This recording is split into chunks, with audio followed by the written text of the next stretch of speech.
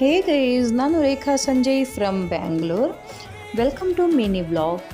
ಇದು early morning 5 ಗಂಟೆಗೆ ನಾವು ತಲುಪಿದ್ದು ಭಾಗಮಂಡಲಕ್ಕೆ. ನಮಗೆಲ್ಲರಿಗೂ ಗೊತ್ತಿದೆ ಕೊಡಗಿನಲ್ಲಿ ಜಾಸ್ತಿ ಚಳಿ ಇರ್ತದೆ ಅಂತ.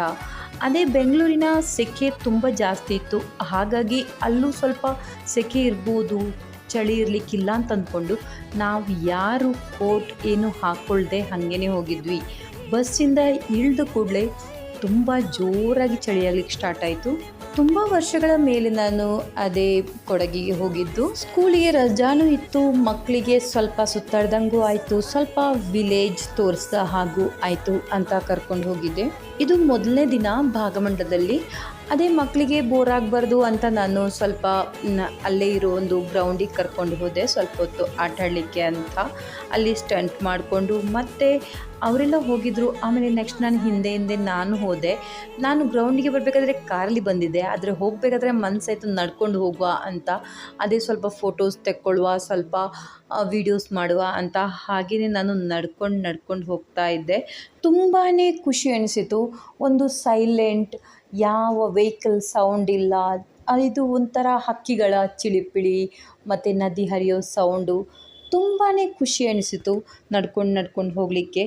ಸ್ವಲ್ಪ ವೀಡಿಯೋಸ್ ಮಾಡಿಕೊಂಡೆ, ಫೋಟೋಸ್ ತಕ್ಕೊಂಡೆ. ಈಗಂತೂ ನಾನು ವ್ಲಾಗ್ಸ್ ಎಲ್ಲ ಮಾಡೋದು, ವೀಡಿಯೋಸ್ ಮಾಡೋದು ತುಂಬ ಕಡಿಮೆ ಮಾಡಿದ್ದೇನೆ, ಹಾಗಾಗಿ ನನಗೆ ಅಷ್ಟೊಂದು ನೆನಪೇ ಆಗಲ್ಲ ವೀಡಿಯೋಸ್ ತಗೊಳ್ಳೋದೆಲ್ಲ. ಅದೇ ನಾನು ಸ್ವಲ್ಪ ನೆನಪಾದಾಗ ಸ್ವಲ್ಪ ವೀಡಿಯೋಸ್ ತಗೊಂಡಿದ್ದದು. ನಾನು ಅಂದ್ಕೊಂಡಿದ್ದೆ ಮಕ್ಕಳಿಗೆ ಇಷ್ಟ ಆಗಲಿಕ್ಕಿಲ್ಲ, ಇದೇನಪ್ಪ ಇಷ್ಟೊಂದು ವಿಲೇಜ್ಗೆ ಕರ್ಕೊಂಡು ಬಂದಾಳಲ್ವ. ಇಲ್ಲಿ ಅಂತೂ ಪೇಟೆಗೆ ಹೋಗಲಿಕ್ಕೆ 2 ಕಿಲೋಮೀಟ್ರ್ ಹೋಗಬೇಕಾಗಿತ್ತು. ಮಕ್ಕಳಿಗೆ ಕುರ್ಕುರೆ ತಿನ್ನಲಿಕ್ಕೆ ಅಂತ ಬೆಂಗಳೂರಲ್ಲಿ ಹೇಗೆ ಓಡಿ ಹೋಗಿ ಕೆಳಗಡೆಯಿಂದ ತಗೊಂಬರ್ತಿದ್ರು ಹಾಗೆ ಇರಲಿಲ್ಲ. ಅದೇ ಹಾಲಿಡೇಸಲ್ಲಿ ಕೂತ್ಕೊಂಡು ಟಿ ವಿ ನೋಡಿಕೊಂಡು, ಮೊಬೈಲ್ ನೋಡಿಕೊಂಡು ಸಾಕಾಗಿರ್ತಾರೆ. ಓಡಿ ಹೋಗಿ ಕುರ್ಕುರೆನೋ ಚಿಪ್ಸು ಏನೋ ತಂದು ಮ್ಯಾಗಿ ಮಾಡ್ಕೊಂಡು ತಿನ್ನೋದು ಎಲ್ಲ ಮಾಡ್ತಾರೆ. ಆದರೆ ಅಲ್ಲಿ ಹಾಗೆ ಇರಲಿಲ್ಲ. ಅವರಿಗೆ ಓಡಿ ಹೋಗಿ ಏನೂ ತರುವ ಆಗಿರಲಿಲ್ಲ. ತುಂಬ ದೂರ ಇತ್ತು, ಅವರಿಗೆ ಗೊತ್ತೂ ಇರಲಿಲ್ಲ. ಹಾಗೋ ಹೀಗೋ ಒಂದಿನ ಅಂತೂ ಮಕ್ಕಳು ಸೇರಿಕೊಂಡು ಪೇಟೆ ಹುಡುಕ್ಲಿಕ್ಕೆ ಹೊರಟೇ ಬಿಟ್ಟಿದ್ರು. ಏನೇ ಆಗಲಿ, ಹಳ್ಳಿಯ ಜೀವನದಷ್ಟು ಒಳ್ಳೆಯ ಜೀವನ ಯಾವುದೂ ಇಲ್ಲ. ಅದೇ ಇಲ್ಲಿ ಅಂತೂ ಬೆಂಗಳೂರಲ್ಲಂತೂ ಪೂರಾ ದಿನ vehicle sound, whistle sound, horn sound ತುಂಬಾ ಜಾಸ್ತಿ.